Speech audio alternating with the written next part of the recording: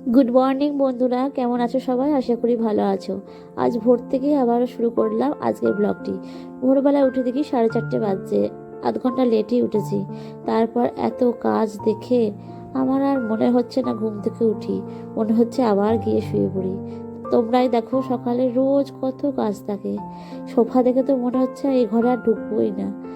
যাই হোক, শুলে তো আর হবে না, ছেলেরা স্কুলে খেয়ে যাবে, টিফিন নিয়ে যাবে, কষ্ট করে উঠতেই হলো।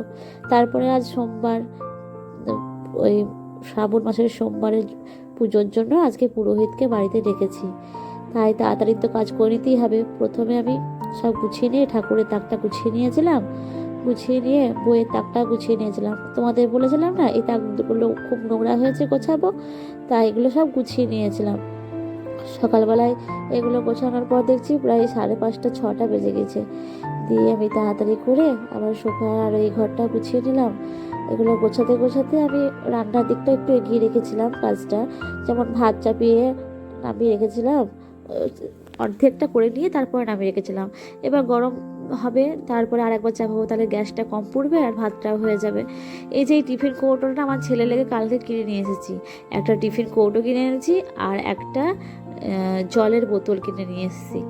জলের বোতলটা ওর মুখিটা ফেটে গেছিলো বলে ওটা কিনতে গিয়েছিলাম, তো এইটা দেখে বললো মা আমাকে কিনে দাও, আমার ভালো লাগছে, তাই ওকে কিনে দিলাম। দেখুন তো ভালো লাগছে না? হ্যাঁ, যাই হোক, এটা ধুয়ে রেখেছিলাম টিফিন ভরার জন্য। আর জলের বোতলটা ঘরে ছিল, তোমাদের দেখাচ্ছি।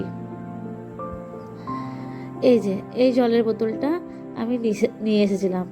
আগের জলের বোতলটাও খুব ভালো ছিল, কিন্তু ওটা বেঞ্চ থেকে পড়ে গিয়ে মুখিটা ফেটে গেছিলো, তাই ওটা দিয়ে জল পড়ছিল বলে ওটা আর নিয়ে যাবে না, তাই এটা নিয়ে আসলাম। এর কালারটা খুব সুন্দর, আমার খুব পছন্দের বোতল এটা। পছন্দটা ওই করেছে, কিন্তু আমারও খুব ভালো লাগছে। যাই হোক, তারপরে বোতলগুলো আবার জল টল ভরে রেডি করে নিয়েছিলাম। তারপরে পাস্তা করেছিলাম টিফিন, ভাত খাইয়ে, পাঁপড় ভাজা দিয়ে ভাত খাইয়ে রেডি করে নিয়ে আবার স্কুলে, যেখানে দাঁড়িয়ে আমাকে রোজ স্কুলে দিয়ে দেওয়ার জন্য এখানে দাঁড়াতে হয়। তা এখানে এসে দাঁড়ালাম, তো স্কুলে গাড়ি এলো, দিয়ে নিয়ে গেল।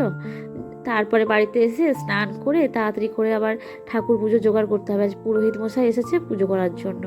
ফলগুলো ধুয়ে তাড়াতাড়ি করে ঠাকুরের পুজো জোগাড় করে নিয়েছিলাম। তারপর আমি ঠাকুর মশাইকে ফোন করে ডেকেছিলাম, ঠাকুর মশাই চলে এসেছিলো। বলেছিল তুমি জোগাড় করা হয়ে গেলেই আমাকে একটা ফোন করবে, আমি চলে যাব। আমি ফোনটা করার সঙ্গে সঙ্গেই চলে এসেছিলো অবশ্য। এই ঠাকুরমশাই পুজো খুব ভালো করে। আমাদের বাড়িতে প্রত্যেক পুজোই, মানে যা কিছু পুজো হয় ঠাকুরমশাই করে। ঠাকুরমশাই পুজোটা খুব ভালো। আর মন্ত্রগুলোও বলে খুব স্পষ্ট আর পরিষ্কার, সেই জন্যই ঠাকুরমশাইকে আরও বেশি ভালো লাগে। যাই হোক, এই যে ঠাকুরমশাই পুজো করছে, আবার আজ সোমবার মহাদেবকে ঠাকুরমশাই পুজো করেছিল, আর আমরা ঠাকুরমশাইয়ের মন্ত্র বলে দুধ আর গঙ্গা জল মহাদেবের মাথায় দিচ্ছিলাম। তো এই যে ফল ফুল সব কিছু দিয়ে মহাদেবকে সাজিয়ে গুছিয়ে আমি পুজো দিয়েছিলাম। পুজো দেওয়া হয়ে গেলে ঠাকুরমশাই প্রথমে আমার যা মহাদেবের মাথাতে দুধ গঙ্গা জল দিয়েছিল, তারপরে আমি দিয়েছিলাম। না, আমার যা প্রথমে দেয়নি, প্রথমে দিয়েছিল আমার শাশুড়ি। মা বলল যে আমি আগে দিইনি, কারণ নিচেতে একটু কাজ আছে, আমাকে যেতে হবে। এই দেখো আরতি হচ্ছে। আরতি করার পর আমার শাশুড়ি প্রথমে দুধ গঙ্গা জল দিয়েছিল, তারপরে আমি দিয়েছিলাম, তারপরে আমার যা দিয়েছে। এটা আমার যা। এই যে দুধ গঙ্গা জল দেওয়ার পর ঠাকুরমশাই মন্ত্র বলছিল। একবার প্রথমে গঙ্গা জল দিয়েছিলাম, তারপরে আবার মন্ত্র বলছিল, আর আমরা মন্ত্র বলে এরকম করে দুধ দিচ্ছিলাম।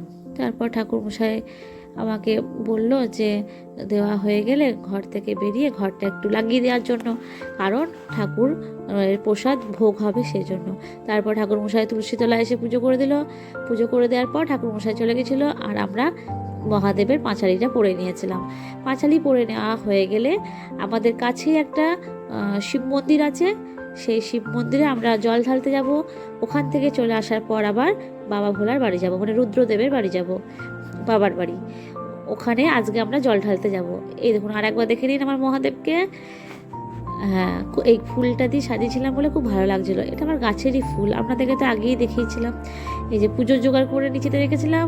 নিচেতে রাখার পর আমি একটু ইয়ে করে নিচ্ছিলাম, রেডি হয়ে নিচ্ছিলাম পুজোর জল ঢালতে দেবো বলে।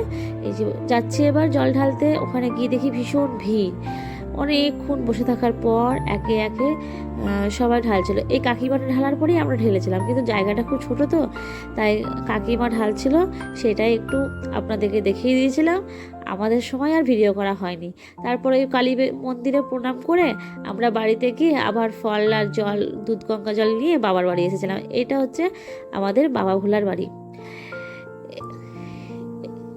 এটা এখানে জল ঢালতেছে এত ভিড়, আমি তো ভাবতেই পারছিলাম না যে বাবা ভোলাকে কী করে দেখাবো। এই যে একটুখানিকের জন্য বাবা ভোলা দর্শন পাওয়া গিয়েছিল।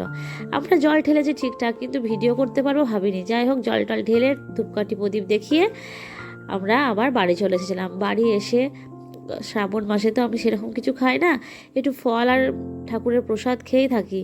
তো এটা খেয়েছিলাম, এটা খেয়ে আমি সারাদিন ছিলাম। তারপরে আমার ছেলে স্কুল থেকে আসার পর ওকে খাইয়ে আমি ঘুম পাড়িয়ে দিয়েছিলাম। তারপরে বিকালে উঠে ও বললো, মা একটু খেলা করি, যেহেতু সোমবার আজকে কোনো পড়া ছিল না, কোনো স্যারেরই পড়া থাকে না সোমবারে। তারপর ও খেলা করছিল, আমি ঠাকুরের কাপড়গুলো কেচে মেলে দিয়েছিলাম। কেচে মেলে দেওয়ার পর আমি আবার সন্ধে দিয়ে নিয়েছিলাম।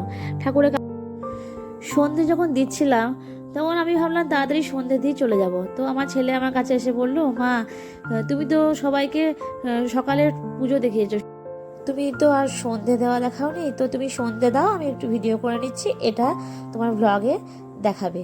তো একটু ভিডিও করে দিয়েছিল। তারপর সন্ধে দিয়ে নিচেতে নেমে এসে একটু সাবু খেয়ে নিয়েছিলাম। আমার ব্লগটি ছিল এত দূরই। ভালো লাগলে শেয়ার করে দেবেন আর আমার চ্যানেলটি সাবস্ক্রাইব করে দেবেন।